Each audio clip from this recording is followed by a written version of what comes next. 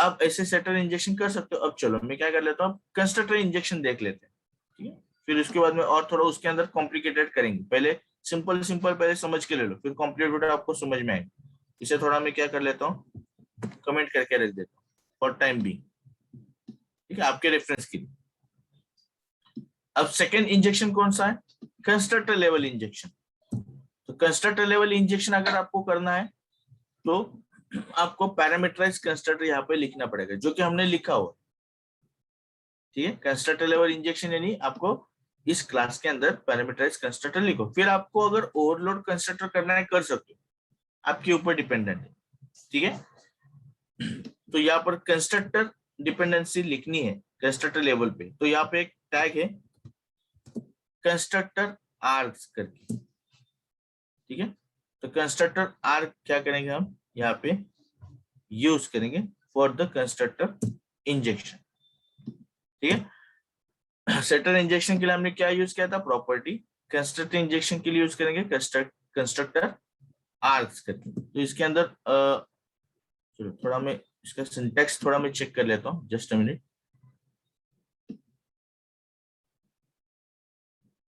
Okay,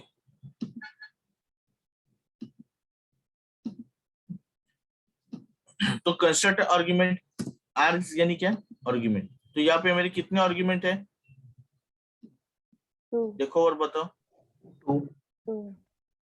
दो argument है। तो मेरे कंस्ट्रक्टर आर्गुमेंट टैग कितनी बार लिखना पड़ेगा, दो बार लिखना पड़ेगा। दो आर्गुमेंट है कंस्ट्रक्टर आर्ग, आर्ग मींस आर्गुमेंट, ठीक है। तो मुझे वो दो बार लिखना पड़ेगा। अब यहाँ पे मुझे उस आर्गुमेंट का नाम लिखना पड़ेगा। चलो यहाँ पे लिख देता हूँ मैं नेम आईडी, ठीक है। देन इसके बाद में यहाँ पे हम लिख देते हैं वैल्यू। वैल्यू क्या चाहिए भाई, चलो यहाँ पर मैं वैल्यू मेंशन कर लेता हूँ अभी 8, अलग वैल्यू मेंशन कर लेता हूँ। तो ये आईडी के लिए मैंने कंस्ट्रक्टर आर्गुमेंट लिखा, और एक लिखते हैं कंस्ट्रक्टर इंजेक्शन के लिए कंस्ट्रक्टर आर्गुमेंट। सेकंड आर्गुमेंट क्या है मेरा, नेम। तो यहाँ पे नेम लिखो, देन अ वैल्यू, और वैल्यू यहाँ पे मैं लिख देता हूँ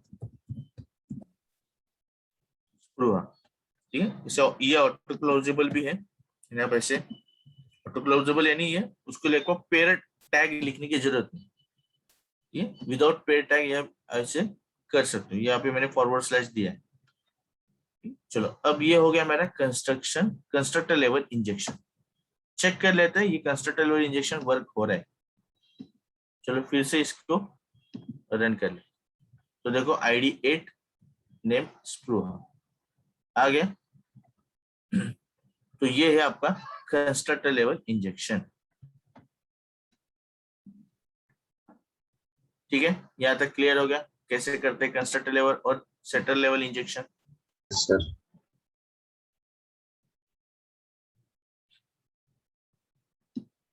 ठीक है, डिपेंडेंसी इंजेक्शन का ये समझ में आ गया कैसे हम इंजेक्ट करते हैं। Yes sir. देवेंके जी, चेतन जी, गिरीश जी,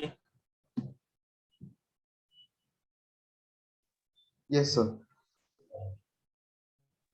कल्पना जी समझ में आ गया। Yes sir. सर यहाँ पे आईडी और नेम सेम रहेगा, लाइक जैसे वहाँ पे डिफरेंट भी ले सकते थे, जो इंट आईडी था और स्ट्रिंग नेम था, तो यहाँ पे आईडी और नेम सेम रहेगा या फिर यहाँ पे भी डिफरेंट ले सकते हैं। ओके, यानी इन करेक्ट। चलो ये क्रॉस चेक कर लेते हैं। कल्पना जी का एक डाउट है, ये वो बोल रहे कि यहाँ पे आप ये बोल रहे हैं ना, यहाँ पे हमने जो कंस्ट्रक्टर आईडी और ये नेम लिया है वही नेम Yes, यहाँ sir. पे लेना पड़ता है क्या, करेक्ट। ठीक है, चलो मैं क्या कर लेता हूँ इसको, चलो इस थोड़ा इस कंस्ट्रक्टर को मॉडिफाई कर लेते हैं। आईडी 1 लिखते हो, यहाँ पे नेम 1 कर लेता हूँ, और फिर यहाँ पर मुझे क्या करना पड़ेगा, आईडी 1, ये मैं आईडी 1 की जगह क्या लिखता हूँ, माई आईडी कर लेता हूँ, ठीक है, और नेम 1 रख देता हूँ। चलो माई आईडी और यहाँ पे नेम 1, ठीक है। चलो अब क्रॉस चेक कर लेते हैं, उनका ये डाउट भी क्रॉस चेक करना पड़ेगा, यानी हमें यहाँ पे चेंज करना है क्या। तो देखो चेंज करना है तो हम चेंज करेंगे, पहले देख लेते हैं। एरर क्या आता है वो भी हमें समझ में आएगा अगर एरर आता है तो। ठीक है, चलो पहले एरर पढ़ते हैं। हमेशा क्या करो, एरर पढ़ो। चलो आ जाता है एरर पे। ई डिफाइंड क्लास पाथ वो तो ठीक है। अब देखो क्या है, unsatisfied dependency express through the constructor parameter. ठीक है, ambiguous argument values int, did you specify the correct bin reference arguments? Did you correct the reference? आपने जो रेफरेंस दिए कंस्ट्रक्टर पैरामीटर के वो करेक्ट है क्या, वो बोल रहे हैं। इन्हें हमें क्या करना पड़ेगा अभी, चलो कल्पना जी बोलिए। सर नेम चेंज करना पड़ेगा, वहां पे भी माय नेम करना पड़ेगा। नेम वन, ये सर माय आईडी और नेम वन। चलो चेक कर लेते हैं, रन कर लेते हैं। आ गया, क्लियर? क्लियर हो गया कल्पना जी आपको? Yes sir. सभी लोगों को देखो ये भी क्लियर हो गया क्या? Yes sir. ठीक है, तो पैरामीटर के अंदर जो नाम देते हो वही आपको यहाँ पे देना है, क्योंकि कंस्ट्रक्टर लेवल इंजेक्शन बोल रहे हैं हम। तो कंस्ट्रक्टर यहाँ पे हम क्या दे रहे हैं, पैरामीटर दे रहे हैं, यानी argument. Argument is nothing but your parameter. जो नाम है वही नाम यहाँ पे देना पड़ेगा। ठीक है, यानी ये नाम नहीं दे रहे आप,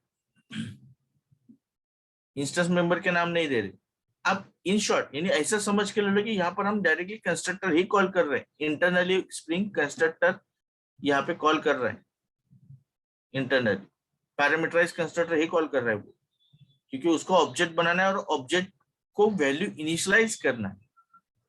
जो इसके अंदर जो डेटा मेंबर्स है, इंस्टेंस मेंबर है, उसको इनिशियलाइज करने के लिए वो कंस्ट्रक्टर कॉल करना है। ठीक है, तो जो आप यहाँ पे दोगे वही आपको यहाँ पे देना पड़ेगा। ठीक है, यहाँ तक क्लियर सभी लोगों को? Anil ji, Vidya ji? Yes yes sir. Yes sir. Sujata ji आपको समझ में आ गया?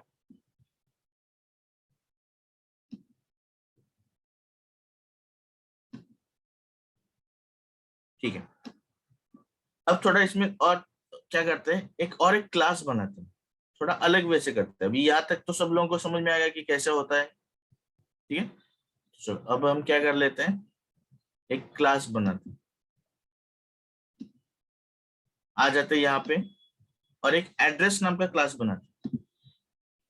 यानी जैसे हमने माय क्लास के अंदर फैमिली की डिपेंडेंसी, फैमिली का क्लास हमने डिपेंडेंसी क्रिएट की, तो वैसे ही यहाँ पर भी कर लेते हैं। चलो तो यहाँ पर एक एड्रेस नाम का क्लास क्या कर लेते हैं, बनाते हैं, एड्रेस फिनिश कर लेते हैं।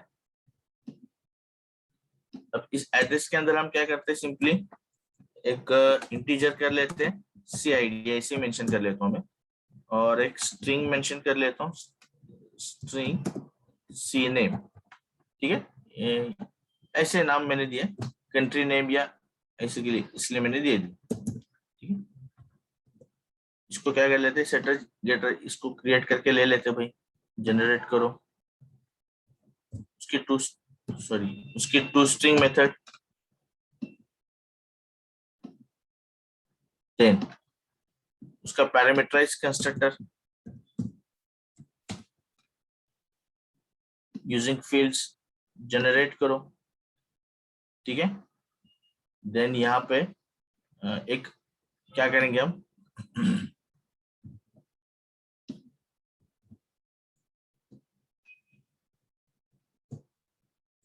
पैरामीटर लेस कंस्ट्रक्टर भी बनाएंगे।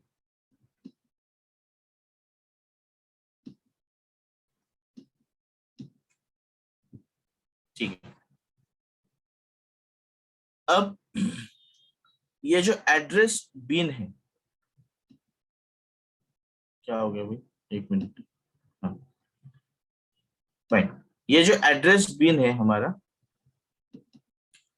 इसे मुझे हमारे स्प्रिंग बीन डॉट एक्सएमएल के अंदर रजिस्टर करना पड़ेगा क्या, नहीं करना पड़ेगा? Yes sir. करना पड़ेगा। करना पड़ेगा ना, तभी जाके स्प्रिंग आईओसी कंटेनर इसका ऑब्जेक्ट बना सके। Correct? Hello? Yes sir. Yes sir. Yes sir. चलो फिर यहाँ पे क्या कर लेते हैं, बिन ये क्या हो गया भाई, ठीक है। यहाँ पे आईडी, ये क्या हो रहा है भाई, सर ट्रांसलेट हो रहा है इंग्लिश तो वही तो ट्रांसलेट हुआ है यार, ये विंडोज का प्रॉब्लम ही है थोड़ा।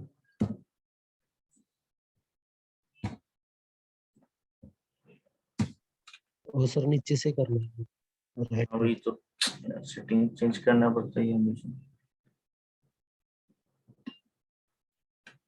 तो जो वहाँ पे म है ना उसको इंग्लिश करो हाँ वही तो, नीचे। आ गया उसको।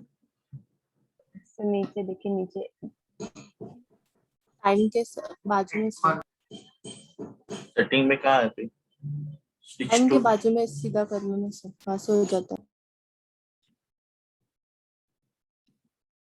विंडोज ने उसको करके रखा है विंडोज 10, तो ठीक है। फिर से रीसेट हो गया वो। रिसेट क्यों होता है ये,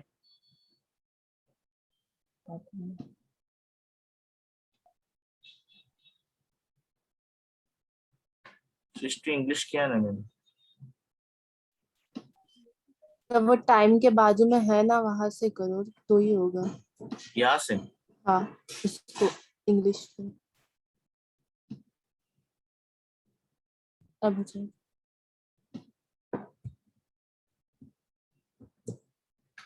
थैंक यू, होप सो। बस एडीआर, ठीक है। चलो यहाँ पे क्लास,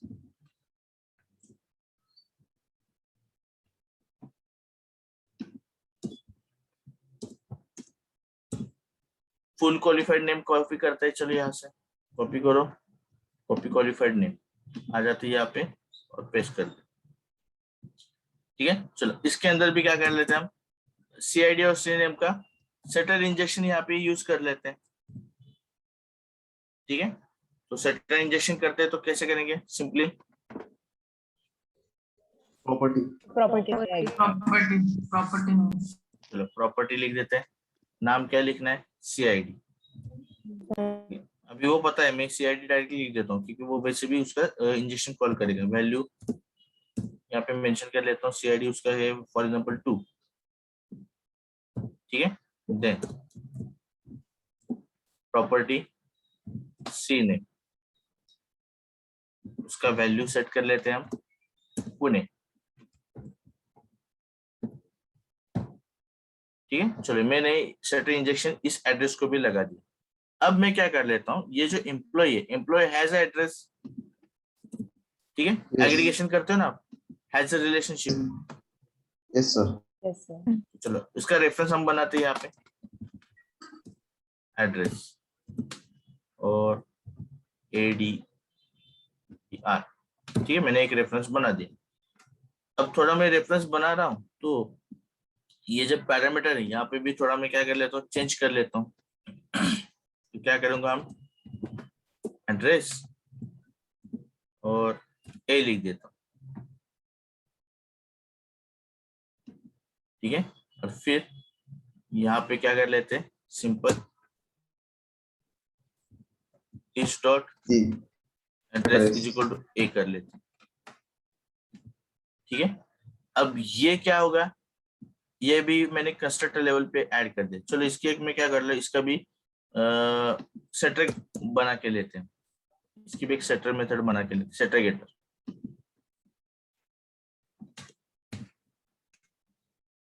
गेटर सेटर किसका बनाना है भाई, इस आईडी का हमने सेटर गेटर हाँ लिखा है, जनरेट। और टू स्ट्रिंग को भी थोड़ा क्या कर लेता हूँ, ये डिलीट करके कमेंट कर लेता हूँ और नया टू स्ट्रिंग बनाते हैं, टू स्ट्रिंग यानी एड्रेस भी उसके अंदर आ जाएगा, जनरेट, ठीक है। चलो अब ये तो काम हो गया।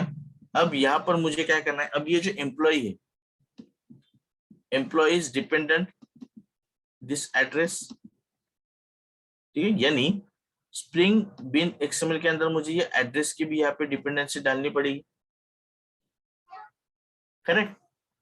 यस क्या सर, करेंगे Yes, यहाँ पर, sir. ठीक है। चलो Structure पहले है जी। एक मिनट, थोड़ा मैं क्या कर लेता हूँ, इसको ये कर लेते हैं, प्रॉपर्टी लेवल का कर लेते हैं।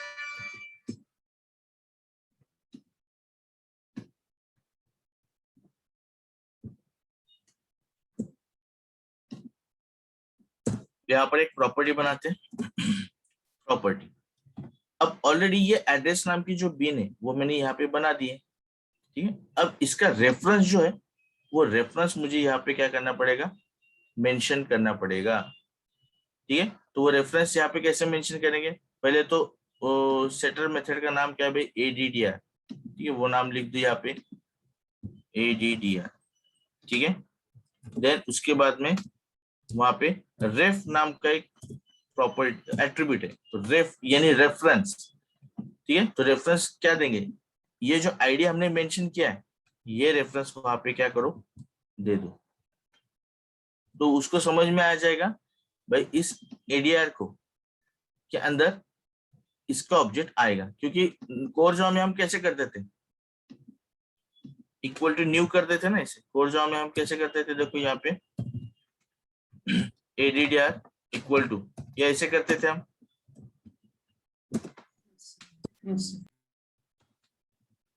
अभी ये तो यहाँ पर हम कर नहीं सकते, ठीक है। तो ये चीज अचीव करनी है, यानी इसका रेफरेंस, ये हमने रेफरेंस बनाया मगर इसके अंदर ऑब्जेक्ट आना चाहिए ना। तो ऑब्जेक्ट लाना है तो हमें पहले तो ये एड्रेस की बिन यहाँ पे मेंशन करनी पड़ेगी, तभी उसके स्प्रिंग कंटेनर के अंदर इस बिन का ऑब्जेक्ट आएगा। फिर अब वो स्प्रिंग कंटेनर का ऑब्जेक्ट मुझे यहाँ पे यूज करना है, तो यहाँ पे हमें रेफरेंस देना पड़ेगा, क्योंकि आगे जाके इस एम्प्लॉय के अंदर मैंने एड्रेस यूज किया, तो स्प्रिंग को भी समझ में आना चाहिए भाई इसका ऑब्जेक्ट में कहाँ से लूं, ठीक है। उसको पता होना चाहिए ना कि भाई ठीक है, ये तो ये समझ में आ गया कि अपनी ये सेटर गेटर आईडी नेम क्या है, मगर इसको कैसे करूं मैं, उसको रिकॉग्नाइज कैसे होगा, तो वो रिकॉग्नाइज होगा इसके रेफरेंस से, यानी यहाँ पे जो आईडी दिया है उसका रेफरेंस हम यहाँ पे देंगे आईडी, ठीक है। अब चेक करते हैं, ये हो गया हमारा अगेन ये डिपेंडेंसी इंजेक्शन, ये भी चेक कर लेते हैं। अभी सिंपल इवन को ही क्या कर लेते हैं हम, प्रिंट कर लेते हैं। देखो अभी आउटपुट में क्या आ रहा है, एम्प्लॉय का आईडी भी आ गया, नेम भी आ गया, और एड्रेस के अंदर CID हमने 2 दिया था और सिटी कौन सा दिया था, पुणे, यानी इस एड्रेस का भी इंजेक्शन कॉल हो गया और वो इसने इस एम्प्लॉय के अंदर मैप किया, यानी डिपेंडेंट, क्योंकि ये एम्प्लॉय डिपेंडेंट है इस एड्रेस के ऊपर, तो उसका रेफरेंस वैसे भी हमने इस स्प्रिंग बिन डॉट XML के अंदर दिया है, तो उसको समझ में आ गया। ओके, तो चलो भाई इसको मैं रेफरेंस दे देता हूँ और फिर इसका सेटर इंजेक्शन मैं करके आपको दे देता हूँ,